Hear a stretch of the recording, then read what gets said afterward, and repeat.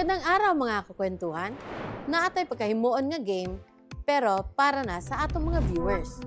Naatay i-post ang mga special words, questions, or items during the airing of this interview and future interviews. And while showing off the episode, magko-comment kami ng instructions. Kung sino ang swerteng mabunot na may tamang sagot, tagaan namo og prize worth 300 pesos via GCash. Kaya sugod karon, make sure na mapanood nyo ang buong episode ng Kwentuhan with PM Roslyn. Pag ang tao makakain ng ASF infected, hindi siya magkaka-ASF. Pwede siyang maging carrier. Pwedeng maging carrier. Kaya, Pwede maging carrier. kasi hahawa ka ng karne. Oo.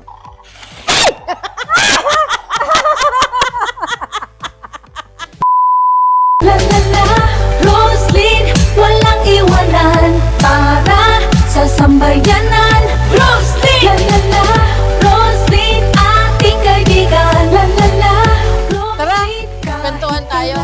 La la la, Roslyn, walang iwanan para sa sambayanan.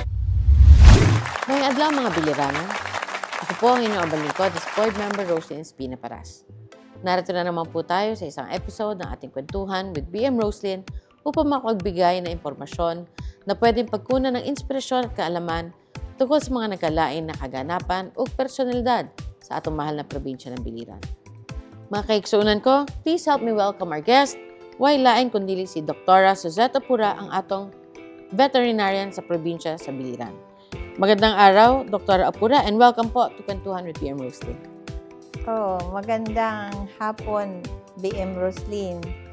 I'm happy that you invited me here in your program, Kwentuhan with BM Roslyn. Thank you po, ma'am. Ninervous ako. So first, let us get to know better the person behind OPV or the Office of Provincial Veterinary. Tama? Tama po ba? Dr. Suzette, baka pwede niyo naman po ikwento sa amin ang naging journey niyo po to becoming the Provincial Veterinarian. I came here in the province of Biliran June 1990. 1990. Sa Provincial Agriculture Office. Okay. Bali, national agency pa ang Department of Agriculture. Dito ang office nila sa province. Tapos, na-devolve. During devolution, actually, plano ko, that was 1992 yata yung devolution, ita-transfer na nga sa province ang Department of Agriculture. So, plano ko, pumunta sana ng Tacloban, doon sa DA, sa main office. Okay. Doon sana ako magpapa-assign sa laboratory. Ngayon, yung Provincial Agriculturist Officer namin, si Mr. Molina, sabi ko, Sir, pwede ba akong mag-apply para doon ako sa laboratory? Kasi nagmamasteral naman ako doon. Niya, sige. So, sinabi naman sa akin ni Gershon, anuhin mo, black and white. So, gumawa ako ng letter, pinapirmahan ko, ay, hindi na ako pinayagan kasi walang veterinarian dito. So, wala akong choice. So, pabilin ko sa Biliran. Sa pilitan pala? No choice. So, yun na-devolve, napunta kami dito sa province na, and then, na-promote ako as veterinarian 4. Okay. Pero ever since, gusto ko talagang maging provincial vet. And I've been praying that for 10 years. Imagine, after 10 years, saka lang ibinigay sa akin ng Lord. Oo. Kasi, although, as veterinarian 4, si Miss Maan Choco, ang daughter-in-law to be ni Haro, Governor Haro, siya ang, nag-create ng office. Oo, siya ang ilalagay sana na provincial vet. Okay lang, kahit ako nandoon, wala akong choice kasi ang gusto ng chief executive, syempre siya. Opo. So, wala. Okay lang, kahit ako ang una, So siya ang naging provincial vet. Pero pagdating noon sa time ni Parilla, parang ipinenta, natakot din siya kasi pinandisperse lahat niya ang mga cattle sa Busali. Okay. Tapos, ayaw naman sana ni Parilla yung ganun. Natakot din siya kasi bata pa daw siya, baka kasuhan, nag-resign. Okay. So, pag-resign, automatic, Kayo na po. ako ang ilinagay as acting provincial vet. Mhm. Pero hindi kaagad ako acting kasi akala daw ng sabi ni Amiya, ang executive assistant for 5 yata, taga Maripipi daw ako. Kasi yung salita ko is parang taga Maripipi, kaya hindi ako ma-appoint. Sabi ko, hindi ako taga Ano naman po Maripipi. connection Oo, ko? taga Northern Samar sa Okay. Palapag. So, yun, hanggang in-appoint talaga ako ni Governor Parilla as provincial vet. Then, nag-start. Okay. And then, yun, pag yung mga tao sa agriculture, yan, napunta sa amin dito, si Jerry, si Corsino. And then, yun, nag-aral na ako sa Netherlands. Wow. Until na, kay sa time na ni Doc Roger, pinayagan akong mag-aral doon for 6 months. Wow. Oo. Tungkol saan po? Sa dairy. Oo. And then, as of now, nag-aaral din ako sa University of Minnesota Wow. in coordination with IPCPS with regards to ASF and other epidemiological diseases of swine and other swine diseases. That's So nice. ngayon, Galing, oo. Iba talaga, no? Continuous learning talaga po, ano? Oo, kahit matanda na ako. Yes. I keep on learning. Ayoko kasing may stagnant yung utak ko. Maganda, maganda. Maganda ho yan. Tama yan. Laban lang. Oo.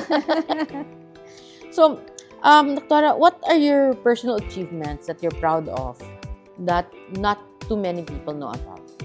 Ang una, yung pagiging rabies-free natin. That was year 2012.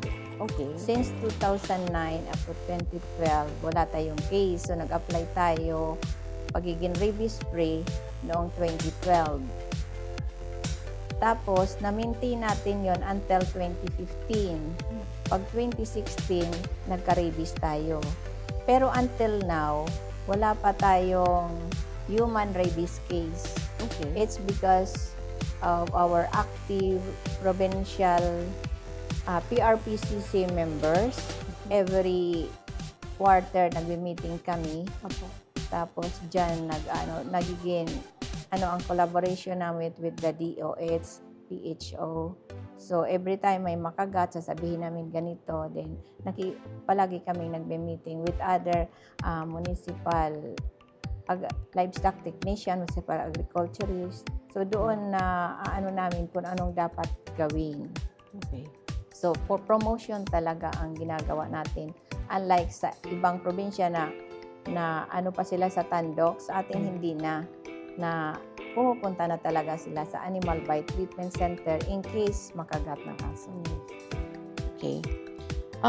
What has been your personal philosophy in going about your duties and responsibilities? Isip head ng Office of the Provincial Vet sa ating probinsya. Unang-una yung sa animal welfare, ang ethics, pinopromote namin ang responsible pet ownership sa mga tao para hindi naman nila yung mata. Kaya nga nagpo-promote tayo through dog show Yes. sa anniversary. Mm-hmm. Tapos din kami ng spay and neuter. So, isa din yan. And then, transparency.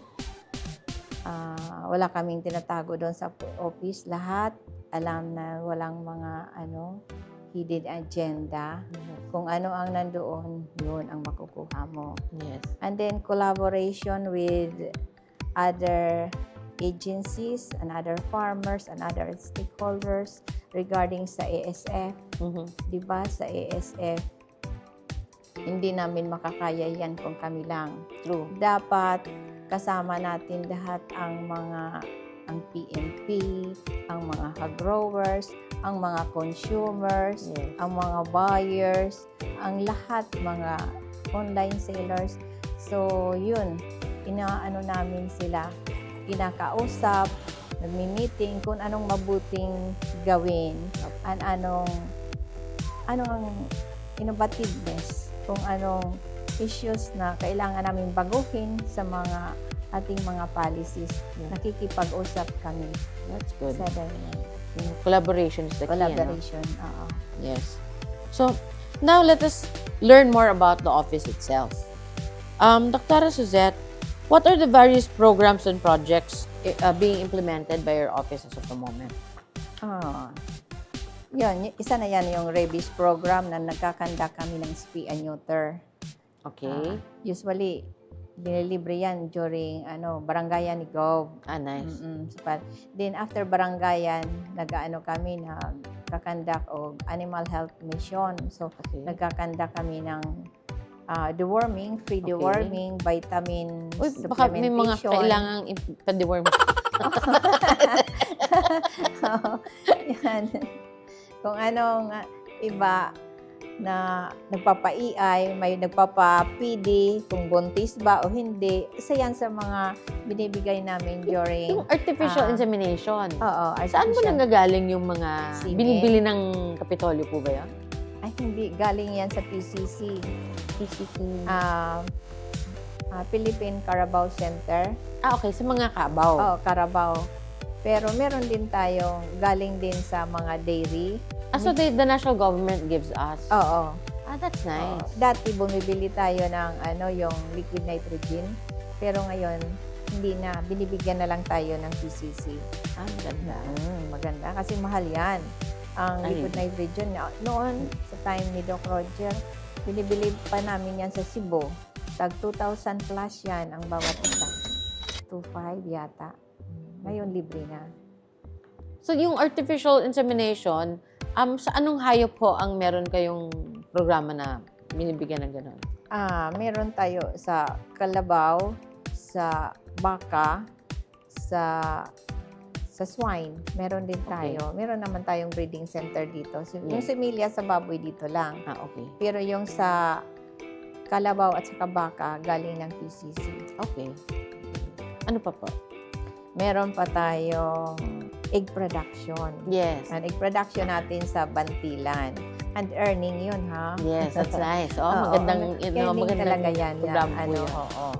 So, ngayon, plano nga namin, ang sabi ni Sir Ryan, na pa-increasean daw next year. Kasi wala namang problema.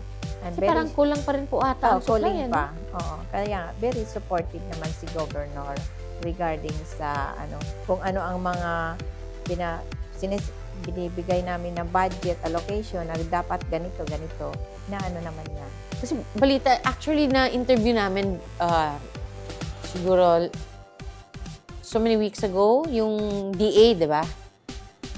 Actually, I was so happy na ang biliran po pala is considered nila ng Department of Agriculture as their parang rice granary of Region 8. So, it would be nice also na maka-provide din tayo ng iba't ibang meats, kumbaga animal na pwede makonsumo, no? Lalo na when we were, at that time, we were still, ASF free, no? So, can you please give us an update to the status ng ASF dito po sa ating probinsya? As of now, yung ng ASF dito sa probinsya, na-contain na natin dahil nag-depopulate kaagad natin after malaman namin na positive yung rapid test result. Diretso nag-decide kami together with the governor. Pasalamat tayo at very supportive yung governor sa mga suggestion ko. Nag-depopulate. So, pag-depopulate, within that 2 weeks, gumawa kami ng mga collection of samples. Nag-request kami sa sa region na kolektahan lahat ang paligid ng barangay kanila kasi barangay kanila ang may nag-positive. Opo. Oh. Bali, out of 4 samples na kinunan, nag-rapid test, 3 yung positive, isa ang hindi. Pero nang sa region, sa confirmatory test na RT-PCR, 4 ang nag-positive. Okay. So, since rapid test pa lang yan, nang tanungin ko sa regulatory division kung ang probability na maging ASE positive pa yung confirmatory test, sabi niya is 90%.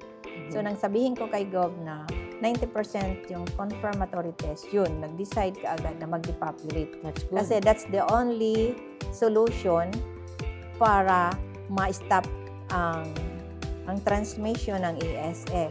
So far ngayon, lahat ng laboratory test surrounding barangay kanila, lahat ng barangays o biliran, except kanila, kasi sa kanila hindi na tayo kumuha ng test, puro negative. That's good. So, we are planning to submit para ma-comply natin, maging yellow zone tayo, and then later on, maging green zone ulit.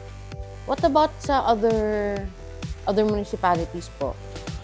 Ang other municipalities, so far, okay pa naman. All are still green. That's Kasi yun good. lang naman ang That's nag-positive. good to know. At least naging action kagad. Na-actionan kagad po natin, sa probinsya. Kasi kung pinatagal yan, baka kumalat. Ay, oo talaga. Tatagal yan kung hindi natin na-depopulate. Wala tayong, Buti naman po, naging cooperative ang mga, ang mga ang mga tao. hog raisers. Opo. Oo, cooperative naman kasi sinasabi ni Sir Limuel na i-explain lang natin na ganito ang magiging epekto pag Opo. hindi natin na-depopulate. So far, submissive naman yung mga tao sa solution na yun. That's good. So, paki-explain nga po pala for our viewers na hindi alam kung ano ba ang epekto pag nakakain ng baboy na may ASF. No? Para at least alam din po nila. Ano po ba may masamang epekto po ba sa tao kung makakain ng baboy na may ASF? Pag ang tao makakain ng ASF infected, hindi siya magkaka-ASF. pwede Mabawa. siyang maging carrier. Pwedeng maging carrier. Kaya, Pwede maging carrier. kasi hahawak ka ng karne. Oo. Siyempre, kung Kahit magpe-prepare nakaluto ka na ng lahat. Oo.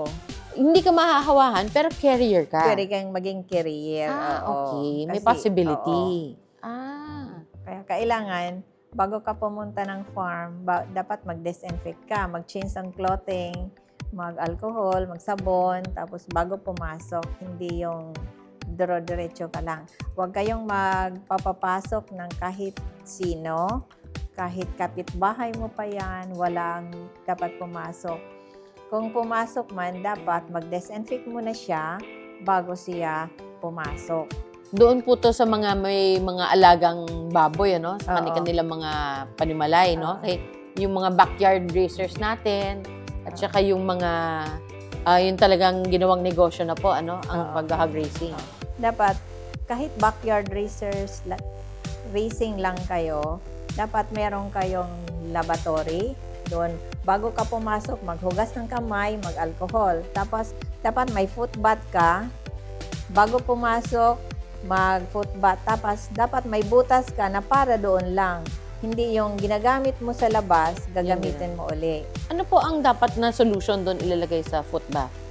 Yung disinfectant, Zonrox, gano'n. Pwede po yun? concentrated sunrox pwede. Pero concentrated? Oo, concentrated na sunrox pwede yon. Or any disinfectant that you can buy in the market, in the Agribit supply. Pero okay. kung may gusto kayo, meron kaming maraming disinfectant. Bibigyan namin ang mga munisipyo siguro ng mga disinfectant. Pwede humingi na lang kayo sa mga provincial, municipal agriculture office. Nice. Pwede kayong humingi. For free. Oo, Bibigyan- kasi galing, binigyan galing. kami ng Department of Agriculture Nice. ng disinfectant. That's good. That's good to know. At least malalaman ngayon ng mga viewers natin na kung meron silang alagang baboy sa kanilang mga pwede silang makapunta po either sa munisipyo or sa provincial office nyo para makahingi ng Oo, pwede. disinfectant. Oo. Yes, that's nice. So, ano pa po ang mga programa na ginagawa ng opisina nyo para maiwasan na may makapasok pa rito or ma-infect pa na mga ASF infected na Stricto tayo sa border control. Kasi hindi tayo basta-basta nagpapapasok, especially para sa mga may baboy. Kasi especially yung mga processed meat, Opo. pag mga processed meat, kasi ang karni ng ASF infected na pork, may mga petechial hemorrhage yan. So, pag ihalo mo yan sa Ano po ibig, sorry ano po ibig sabihin nun? petechial hemorrhages, parang Yes. may mga dugo-dugo na maliliit. Okay. Oo. Kahit process na siya. Yung hilaw pa. Pag i-process mo yan, hindi na makikita. Okay. So, kaya isa din yan na dapat hindi pumasok. Ina-avoid namin na makapasok yung mga processed meat. Akala ko naman po, pag processed meat na siya, dahil syempre nababad na siya, di ba sabi nila pag nabababad na siya sa kung whatever solution na ginagamit ng mga food processors, parang naluluto na rin siya in a way, di ba? So not necessarily, kung ASF infected yung pork na ginamit sa, kunyari, paggawa ng tocino ba, or bacon, or hotdog, ganyan, may possibility na kahit process na siya, meron pa rin po siyang... Oo. Kasi ang meat, nabubuhay yung virus for 1,000 days. 1,000 days. Oo. Imagine, that's almost 3 years. Oo nga. Kaya, talaga, ang sabi pa nila, the virus is very sticky. Kasi sa Batangas nga, marami nang na-ASF doon. Nawala na yung ASF. Pero bumalik ulit. Really? Oo, bumalik ulit. Kaya Talagang siya, it's not na pag nawala na, forever wala na. May Oo. posibilidad na bumalik dahil pa rin. siguro kung saan ilinibing tapos bumaha, pwede siguro nabubuhay ulit yung virus. Kaya Okay. mas mabuti yung talagang malalim, hindi malapit sa tubig para hindi maka-infect ulit. So kung panalitan, meron silang di ba kailangan pong patayin yung baboy tapos ilibing. Hindi siya pwedeng sunugin. Okay, hindi. It doesn't happen like that. Like incineration, yung parang Pwede siguro incinerate, pero ang the best lang naman nila is ilibing. bury. Oo. So kung ililibing po, gaano ka lalim? It has to be talagang sobrang deep Lalim, talaga. mga 6 feet. 6 feet or mas malalim pa. mas malalim, mas mabuti. Kasi hindi readily accessible ng mga iro na para 6 meters, yun. Para mas okay yun. Malalim talaga. Tapos, kung meron nga sanang yung lime, lalagyan ng lime para hindi mangamoy, mga neutralize. grabe rin po pala ang how many hogs were you able to Na eradicate depop. ba? Yung na-depop natin, yung first depop natin is 71. Tapos, yung pangalawang depop, 247. Wow! Ang dami. So, Marami din. ano naman ho ang maibibigay na, or meron po ba, syempre, kumbaga, luo itong mga tag-iya, di ba? Oo. Labi na kung muna ilang livelihood. So, is there an assistance that can be provided to them or that was provided to them by the Department of Agriculture ba? Or the province? Ang alam ko kasi pag indemnity claim, pwede rin silang makakuha ng financial indemnity claim na pag weanlings 4,000, tapos pag 25 to 75 up 8,000, tapos pag breeders 12,000. So, at least meron po silang makukuha. Tapos isa pa, ang alam ko lang yan after that, bibigyan siguro sila ng tinatawag nilang simpiniling. Pag check nila na wala na talaga yung ASF sa barangay kanila, bibigyan yan sila ng Department of Agriculture ng baboy Yung that's baboy nice. na yan, every month, kukunan ng sample to check kung talagang wala ng ESF. Pag negative na. Mhm. Then after that, bibigyan ulit sila ng Inspire. So maraming ibibigay ang So, that's agriculture. Oo. So at least hindi naman talaga parang natauban ng kaldero yung Oo. May, ano, may, diba? may follow-up plan. Although, medyo matagal-tagal lang, syempre, ang processing. Kasi Opo. alam mo naman sa gobyerno, medyo Yes. matagal ang processing ng indemnity. Opo. Okay, so at least, ika nga there's still a silver lining, di ba? Oo. Miski pa paano. And I'm happy na you were able to contain it. Your office was able to contain it. Actually, nakikita ko nga po sa post ni Sir Noel, inaabot pa minsan hanggang madaling araw. Para ano po yung ginagawang ganun na activity? Yung mga sa auction market, dati kasi may auction tayo. Yes. And then, dahil sa nagka-ESF tayo sa kanila, pina-stop muna Okay. ng veterinary quarantine. Sabi niya, stop muna yung auction and then yung transaction sa border. Mhm. So, yun ang nangyayari na doon sa border na So doon na po yung bentahan, gano'n. doon na ang bintahan. Ano po nangyayari? Ano po ngayon ang status ng mga hog raisers natin dito in other municipalities? Can they still sell their Oo. outside? Oo. So no problem naman po. Ang Kabukgayan, Kaibiran, Culaba, Kawayan, Almeria, and Nabal, they can sell their swine outside pag may buyer na pumapasok. Opo. Pero yung biliran, dapat i-test muna for RT-PCR bago Right. sila mailabas yung baboy. So, yun ang kinuna na yung mga nag-negative, sila ang priority muna na ilabas yung baboy. So, yung baboy na galing ng biliran, hindi pwede pumasok dito para naglabas yan for slaughter na.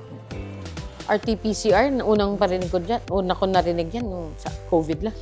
Pati Yan? pala sa no? Standard, yun ang gold standard na RT-PCR na confirmatory test. Kasi pag makikita mo yan sa graph, lahat positive, very sensitive talaga ang RT-PCR. Compared sa ELISA, hindi siya ganyan ka-sensitive. ELISA is a different ELISA test din. test, oo. Pwede, parang ang ELISA, after ELISA, you still have to undergo RT-PCR for confirmatory. Okay. So, aside from the concern on the ASF, ano po ang iba nating programa pa na kasalukuyang ginagawa ng office nyo? Kasi I think I cut you off kanina. Hindi niyo pa ata nakukwento lahat ng... Alam ko marami kayong programa sa Oo. opisina nyo. Meron yung dispersal program natin, Yes. yung baboy. Pag mag-avail ka ng dispersal, bibigyan ka ng isa, magbabayad sila ng dalawa. Okay. Kung baka, dalawa din May ibibigay. baka rin po ba kayo? Oo. Tapos, Nag-dispersal din po pala ang province. depende na ba? lang naman kami sa payment. Okay. Pag kalabaw, ganun din dalawa. Pero hindi naman sabay-sabay. Halimbawa, ngayon, paglaki, anuhan ka ng baka, then, ang sunod na anak, sa inyo, sa amin, ganyan. Alternate. Alternate lang. Pero dalawa. After that, ang inahan, saya kanya na. Mhm. Unlike sa mga private na, forever na, Mhm. hati kayo. Any other programs na, ito po pala, kasi di po ba kanina nabanggit niyo yung rabies? What about, do we have any programs with regards to sa mga aso na yung mga nakakalat lang? I mean, yung hindi properly tawag dito, kanang stray dogs. Usually, dapat ang mga munisipyo na yan. Oo. Yeah, true. Unlike sa Kaibiran, very active ang kanilang elimination. Really? Oo, ini-eliminate talaga nila yung mga huli. Per barangay sila mismo ang nang pumunta kami ang last day doon kami nag-celebrate ng World Rabies Day sa Manlabang. Doon nakita ko yung mga barangay tanod, sila ang naghuli tapos ilagay sa dog pound. So yung dog pound niyan, pag hindi nila kinuha, hindi inano ng may-ari for elimination So many yan. days, ano? I-euthanize yan. You're given a number of 3 days, no? Oo. Tapos, pwede rin kunin yung, yung ulo. Tapos, submit for laboratory. Ah, really? Oo, para pa-check kung, Kasi kailangan din yan kasi isa sa mga target namin, maging rabies-free ulit ang Yes. biliran. So, dapat 2 consecutive years na wala tayong case. Mhm. So, ngayon, this year, ika-2 na, Oh, nice. na pwede. So, Oo, malideclare sana naman wala tayo tayong pohon. case. Oo. God willing. Oo. Isa yan sa 0.02% of the population ang masasubmit dito ng mga dog head sample for laboratory para talaga surveillance yan na negative talaga doon. Yes. Rabies. Kasi alam ko, stray dogs has been a problem for time immemorial dito sa atin, di po ba? Oo. Ang daming na-aksidente na Talaga, motorista dahil dyan. And ano lang po sana, no, sa mga responsible pet owners, di ba? Let us all be responsible pet owners po sana. Especially dog owners. Hindi naman po siguro masama na talian natin yung ating mga pets, no? Or kung may kulungan man, isara natin ang gate ng ating mga bahay. Kung tadian man, dapat mahaba yung tali Yes. na makaka-roam around siya. Para hindi naman din restricted kaayo ang iyong movement. No, kasi sa totoo lang, ang dami pong fatalities because of kanang aksidente sa Stray motor. dogs. Oo. Yes, stray dogs. And not only that, I know of a particular situation in Barangay Kaukab.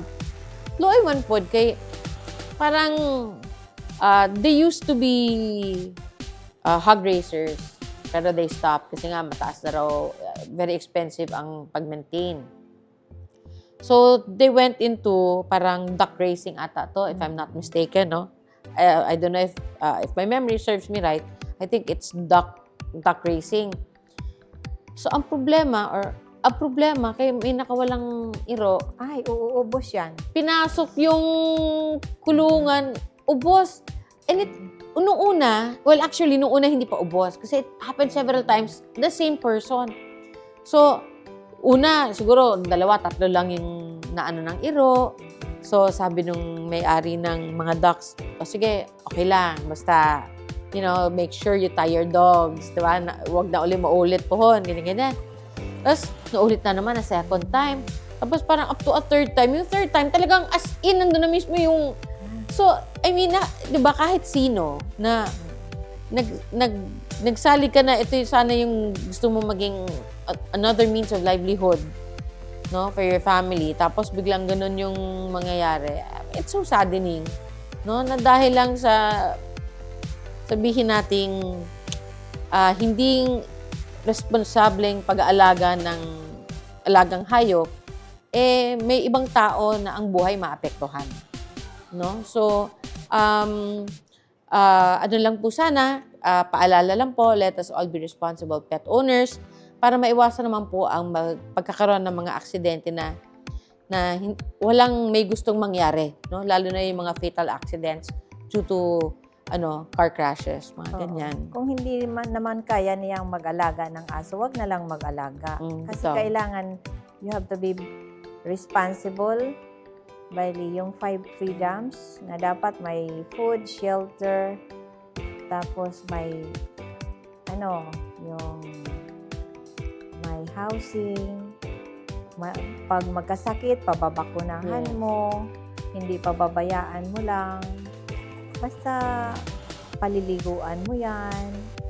Being a responsible pet owner. Kung hindi mo kayang ang ganon, sagdan mo lang yung mga damog ticks, mamamatay gihapon na. So, be responsible. Anuhin mo.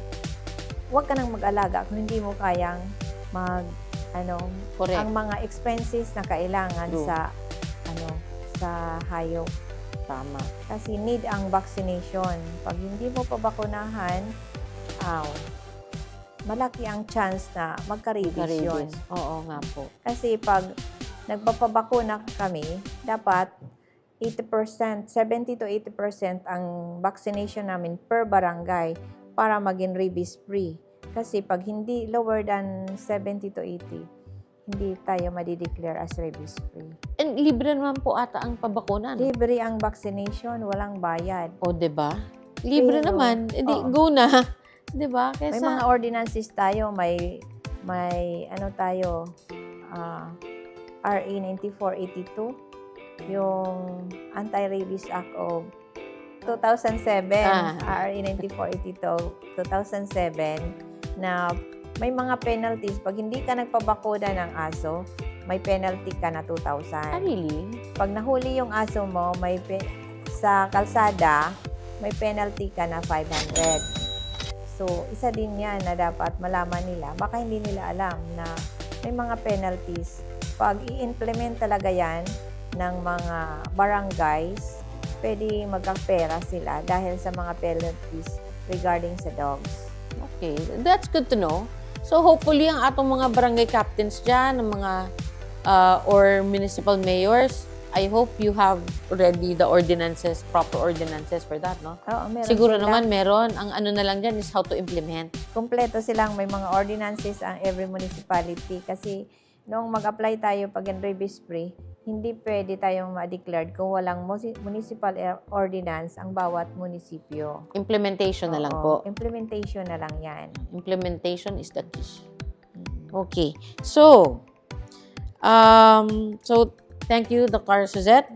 Since nakapagkwentuhan naman po tayo regarding your personal life na imong journey, at the same time, your duties and responsibilities to other programs of your office, mapunta naman po tayo sa kulitan portion ng kwentuhan with BM Rosin. So, meron po tayong game. Ang game po ito ay tinatawag na Beware of the Dog. So, simple lang po ito, ay kabalaka. A few moments later. So, Doktora, magbabato-bato pick muna tayo para malaman kung sino yung mauuna. Sige, sige. Okay? So, bato, pick. Talo So, ako. ako mauuna. Sige, i-on na natin. So, wala naman kung anong kulay, no? Any?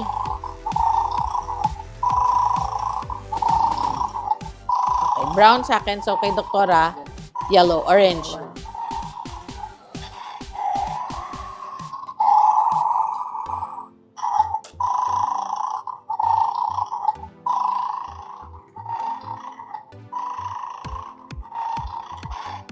Ay, daya mo. Sorry.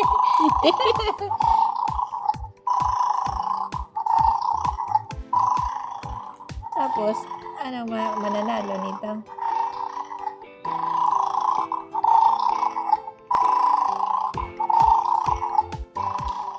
Walang time limit. Wala naman ato.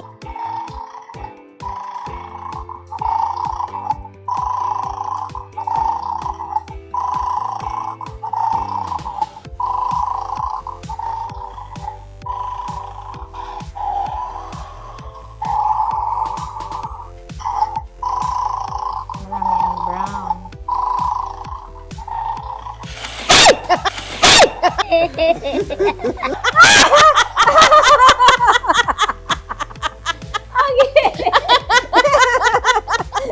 Mga gat pala to.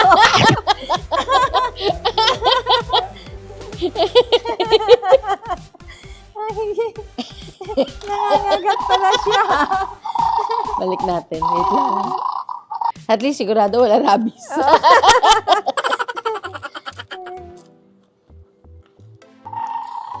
Kayo naman po mauna. Ako. Ito uli akin. Hindi na lang ako magta-touch sa kanya. Kasi mahirap na.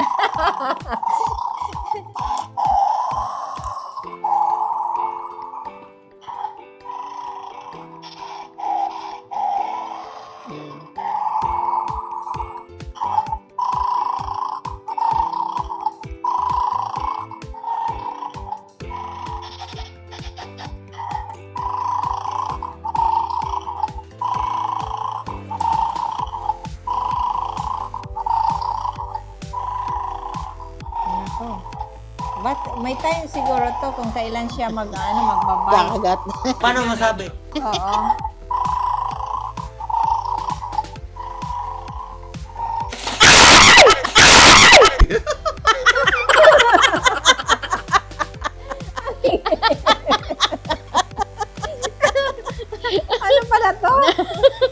Wag na, okay na, no? Kasi best of 3, kayo nakaduha naman si Nakaduha na. Daghang salamat, Dr. Apura, at pinagbigyan niyo po ako sa aking imbitasyon na ma-interview po kayo ngayong araw. Marami ako pong natutunan, hindi lang sa inyong personal na kinabuhi, kundi pati na rin po sa inyong mga nagkalain-lain na programa sa Office of the Veterinarian. Pwede pong makahingi ng simple words of wisdom. Next. Message po from you para sa atong mga viewers. Okay, thank you, gihapon, Ma'am BM Roslyn, for inviting me here. And also, para ma-inform din ang public regarding sa mga program sa Provincial Veterinary Office, and also the importance of responsible pet ownership sa rabies, and also which is one of the programs of the Provincial Vet Office, and also the ESF, kasi yun ang number 1 na pangunahing pagkain din natin dito, ang fish and pork, dahil dito self-sufficient pa sa pork. So hindi namin kaya yan kung kami lang. So magtinabangay ta nga mabalik ang atong pagiging ASF free.